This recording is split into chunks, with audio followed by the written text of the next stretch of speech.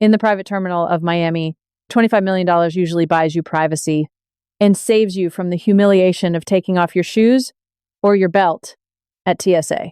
I was sitting in the VIP lounge watching the helicopter blades spin on the tarmac just 20 minutes away from the probate hearing in Palm Beach.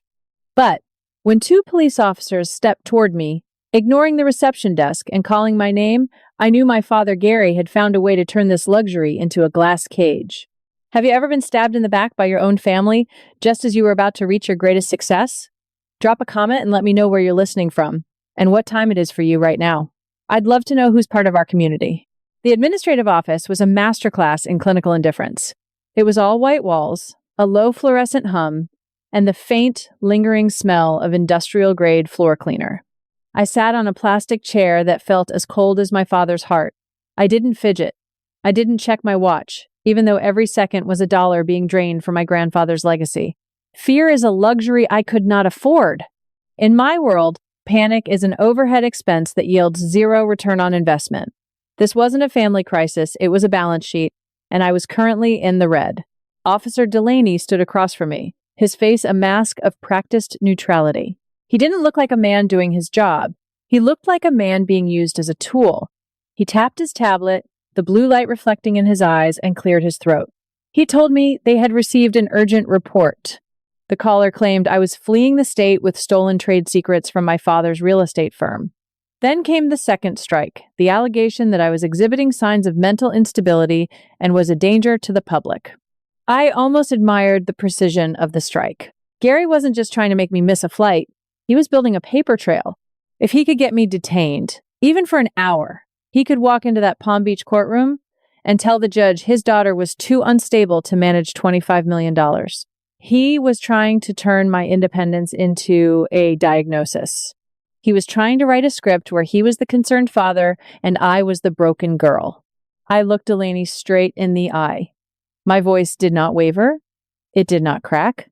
I did not give him the emotion Gary had told him to expect. I gave him facts. I told him that I am a licensed architect with my own firm. I told him that I do not work for my father and have not touched his files in years. I explained that in exactly 15 minutes, a judge would call the matter of my grandfather Frank's estate. Then I delivered the countermove. I didn't plead for my release. I didn't ask for mercy. I looked at the tablet and told him to pull the emergency call log and the original recording for that report. I told him to look at the caller ID and the name associated with the dispatch. I knew Gary. He is a man who believes his own name carries enough weight to bypass the truth. He wouldn't use a burner phone. He wouldn't hide. He would want the police to know exactly whose important daughter they were arresting. Delaney hesitated. He expected a meltdown. He expected me to scream about my rights. But I just sat there, calculating. This wasn't a kidnapping. It was an audit. And I was about to show the officers that they were currently holding the only honest person in the building. I told him that once he saw the name, he would realize he wasn't protecting the public. He was participating in a corporate hijacking. I waited. Calm, factual, lethal. The silence in the interrogation room was a physical weight. It didn't bother me. I sat perfectly still, my hands resting on my knees, watching the fluorescent light flicker against the white ceiling. Officer Delaney was busy scrolling through data, but in my head, I was already somewhere else. This stillness wasn't peace, it was armor. It was a mechanism I'd built over 29 years, a way to survive in a house where the truth was whatever Gary decided it was that day. People usually mistake my lack of emotion for coldness. They don't understand that when you grow up with institutional gaslighting, your survival depends on becoming unshakable. It's an invisible chain. I learned at 14 that if I didn't react to their tantrums, they couldn't find my pulse. If they couldn't find my pulse, they couldn't find my leverage. My parents had spent years trying to convince me that I was a phase, an expense, a burden. They expected me to be the broken variable in their perfect family equation. But I wasn't a variable. I was the architect. While Gary and Karen were busy bleeding my grandfather Frank dry to fund my sister Jessica's designer sorority life and a string of luxury vacations, I was building my own foundation. I worked 3 jobs while finishing my degree. I didn't ask for permission, and I didn't ask for help. My father thought those early tuition checks were shackles, a way to own my future. He'd hold that first semester over my head at every holiday dinner, a permanent line item on his list of my debts. But 4 years ago, I settled the account. I remember the exact weight of the envelope I handed him. Inside was a cashier's check for $12,350. Every penny he had ever invested in me returned with zero interest and zero obligation. He looked at that check like it was an insult. He didn't want the money. He wanted the control. He wanted a daughter who was a liability, not an independent competitor. In Gary's world, love is a subscription service, and I had just canceled my plan. He realized that night that I was the only person in his life he couldn't buy, bully, or bankrupt. That's why he hates me. That's why he's currently sitting in a lawyer's office in Palm Beach trying to convince a judge that I'm unstable. He thinks he can use the police to reclaim the leverage he lost 4 years ago. I watched Officer Delaney's face change. His eyes stopped moving. The blue light from the tablet dimmed as he lowered it. The burden they had tried to pin on me was about to become his own accounting nightmare. I wasn't just a daughter waiting to be cleared. I was a survivor who had kept every receipt, and the audit of Gary Holloway was finally about to begin. Officer Delaney handed me back my driver's license with a look that was somewhere between an apology and a warning. He didn't say he was sorry for the detention, and I didn't expect him to. In my experience, institutions rarely apologize for being used as a weapon. They simply reset the safety and wait for the next trigger. He confirmed that the report filed by Gary was entirely baseless, a fiction constructed of vague threats and phantom trade secrets. I didn't smile. I didn't offer a sigh of relief. I simply tucked my identity back into my wallet and walked out of that sterile room. The air in the private terminal was cooler than the heat rising from the tarmac, but I could feel the clock ticking in my chest. I walked past the mahogany desks and the silent travelers, heading straight for the glass doors that led to the runway. My pilot, a man who had been paid well to be ready at a moment's notice, was standing by the steps of the helicopter, but he wasn't checking the rotors. He was holding a tablet, his expression tight. "We're grounded, miss." "Holloway," he said as I approached. He didn't look me in the eye. The account holder just called the charter office. He reported a primary security breach with this specific tail number. The company has frozen the flight until a full inspection is complete. I looked at the sleek black machine sitting uselessly on the concrete. Gary had performed a ghost move. He had used his legacy access to an old family corporate account. I had audited every bank account, but I had overlooked this specific profile because it required a dual physical signature to dissolve, and I had spent years avoiding a face-to-face meeting with him to sign the papers. My one moment of avoidance had become his only weapon. He didn't need to own the flight to stop it. He just needed to be a voice of authority reporting a problem. He was counting on the fact that I would be paralyzed by the unfairness of it all. But Gary and Karen have a specific talent for the trap of normalized cruelty. They have spent 29 years convinced that their needs constitute a family emergency, while my boundaries are labeled as a betrayal. To them, this isn't a crime, it's a strategy. They see the Holloway name as a brand that must be protected at the cost of my life and my grandfather's wishes. This is how narcissists operate. They turn their own failures into your moral obligation. My phone buzzed in my hand. It was a message from my mother, Karen. I didn't have to open it to know the tone, but I read it anyway to document the escalation. "Kelsey, stop trying to fight us," it read. "Your father is under immense pressure. We need that $25 million to settle the real estate firm's debts and keep the family reputation from being dragged through the dirt. You're being selfish. You wouldn't really want to see your own father in a prison cell because of your pride, would you? Just turn around and let us handle the probate." I stared at the words until they blurred into a simple calculation of debt and leverage. They weren't asking for help. They were attempting an overdraft on my conscience. Gary was facing bankruptcy, and Karen was facing a loss of social status, so they had decided to liquidate my future to pay for their past. I didn't reply. Arguing with Karen is like trying to reason with a balance sheet that's missing half its pages. I looked past the grounded helicopter toward the main terminal in the distance. Gary thought he had cut off my path. He thought that by stopping the private jet, he had won the sprint. He forgot that I don't need a luxury entrance to win a war. I just need to be in the room. I didn't argue with the gate agent. or try to explain the cosmic injustice of my mourning. Explanations are a liability when time is your most precious asset. I didn't just buy a ticket, I paid a $5,000 repositioning fee to commandeer a private charter idling on the tarmac. It wasn't about the luxury of the seat, it was about buying the pilot's immediate departure window before Gary could block the entire airport. Gary had taken the private route thinking he could blockade the road. I was taking the public one, hidden in plain sight.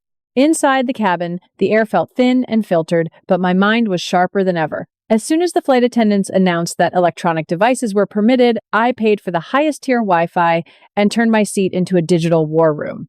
I wasn't just a passenger. I was the chief strategist of a hostile takeover. My grandfather Frank had left a $25 million legacy, and I was the only thing standing between it and my father's predatory incompetence. I called Elliot Lane first. He answered on the first ring, his voice low and urgent. "Kelsey, where are you? Gary and Karen's lawyer just filed a motion to proceed without you. They're claiming you were detained by Miami police for a violent threat. They're asking the judge to appoint Gary as the temporary personal representative of the estate right now." I didn't panic. "I'm at 30,000 feet, Elliot," I said, my voice clinical. "They're using the system as a smokescreen. I'm sending you the Miami police case incident number. And the airline notes right now, they show that Gary called in a false report and impersonated me to cancel my travel. I instructed Elliot to immediately file an emergency motion for a telephonic appearance. I needed the court to recognize my voice as a legal presence before Gary's lies could become the official record. My fingers moved across the screen with lethal precision. I drafted an email to the Palm Beach probate clerk, including Elliot and the judge's chambers. I attached the digital bricks of my defense, a photo of the police slip, the transcript of the airline agent's notes, and the screenshot of Karen's text demanding the $25 million to save their reputation. This wasn't a family drama anymore, it was a litigation slaughter. I was entering that courtroom digitally, before the wheels even touched the ground. Gary thought a grounded plane meant a win. He was still playing by the rules of physical presence, but I was playing the game of documentation and data. I closed my laptop and leaned back. The roar of the engine sounded like the first note of a reckoning. I opened the digital folder labeled Frank Final Records, while the plane cruised silently at cruising altitude. My eyes skipped over the scanned photos and the sentimental notes. In this altitude, those things were just noise. I was looking for a specific data point, the one piece of metadata that didn't fit the narrative Gary had presented to the court. My father had built his entire legal strategy on a single alibi. He swore under oath that he was in New York for an emergency board meeting on the night my grandfather passed away. He claimed he was 3 states away when Frank voluntarily signed the new will, leaving the real estate firm to him. It was a clean story backed by a fake itinerary and a lack of witnesses. But Gary never understood that, in the modern world, every action leaves a digital footprint. I scrolled past the legal briefs until I found the document I had requested from the County Emergency Services, the computer-aided dispatch printout, or the CAD log. To most people, it's just a list of codes and timestamps. To me, it was a box score of a crime. The log showed an incoming call at 11:42 p.m. on the night of the death. My eyes zeroed in on the originating number field. It wasn't the estate's landline or a nurse's station. It was Gary's private mobile number. Then came the location box. The GPS coordinates didn't map to a skyscraper in Manhattan. They pinged exactly to the primary bedroom of the Palm Beach estate, the very room where my grandfather was taking his final breaths. The realization was as cold and precise as a surgical strike. Gary wasn't just a greedy heir. He was a perjurer. He had been standing at that bedside, likely holding the pen while my grandfather was too weak to protest. He hadn't just watched the life drain out of his father. He had used the final minutes to execute a fraudulent takeover. I stared at the screen, my face reflected in the dark glass of the laptop. I didn't feel a rush of anger or a surge of grief. I felt the satisfaction of a balanced ledger. Gary had tried to label me as unstable to the police, but he was the one who had written his own indictment in the dispatcher's notes. This wasn't just a family dispute anymore, this was the kill shot. My father had called 911 from the crime scene he claimed he never visited.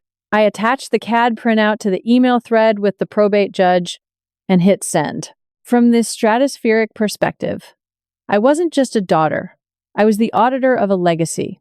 and Gary Holloway's time was up. By the time the plane touched the runway in Palm Beach, the courtroom was already in session. I didn't need to be there in person to feel the arrogance radiating from my father's side of the aisle. Gary was standing before the judge, his voice thick with a fake, manufactured sorrow. He was telling the court that I had been detained at the Miami airport for threat-related behavior. He used the word handcuffs. He used the word unstable. He was trying to bury my inheritance under a mountain of psychiatric slander. Then, the judge's speaker system crackled to life. I was still in my seat, the seatbelt sign unlit, but my voice was echoing through that stone chamber from 30,000 feet. "Your Honor," I said, my tone clinical and unshakable. "I am Kelsey Holloway, a named beneficiary, and I am currently in transit due to the systematic interference of the man standing before you." The judge, a woman with eyes like surgical steel, didn't look at the phone. She looked at Gary over the rims of her glasses. She had my digital war room on her screen, the Miami police incident number, the airline's internal notes, and the CAD log from the night my grandfather Frank died. The room went silent. It was the kind of quiet that precedes the collapse of a long-term investment. "Mr. Holloway," the judge said, her voice an ice-cold verdict in itself. "You told this court your daughter was removed from security in handcuffs. I am looking at a police record that contradicts every syllable you just uttered." She paused, the silence stretching like an unpaid debt. "I see a false report. I see a cleared traveler. And I see your private mobile number listed as the caller who initiated this entire charade." Gary tried to pivot. He tried to claim he was acting out of concern for the public and that I was not well. But the judge wasn't buying a subscription to his drama anymore. "Protect the public from what exactly?" she asked. "A probate hearing? You do not get to diagnose your daughter as a legal strategy." She didn't just deny Gary's motion to proceed without me.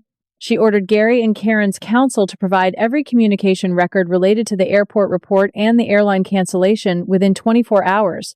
She used the words referral and criminal conduct.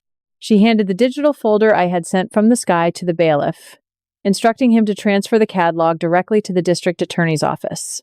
I sat in my first-class seat as the aircraft taxied to the gate, watching the Florida palms blur past the window. I felt the invisible chains of 29 years of gaslighting finally snap. Gary had tried to make me invisible. Instead, he had written his own indictment into the record. This wasn't a family reunion, it was a hostile takeover of the truth, and Gary Holloway was officially bankrupt. The final judgment was not a shout, it was a signature. The Palm Beach Superior Probate Court was quiet when the judge delivered the ruling that officially ended Gary's long-term investment in his own lies. I sat with my attorney, Elliot Lane, and watched as the court confirmed my grandfather Frank's final wishes. I was awarded the full $25 million estate, every property, and every cent that Gary and Karen had tried to hijack.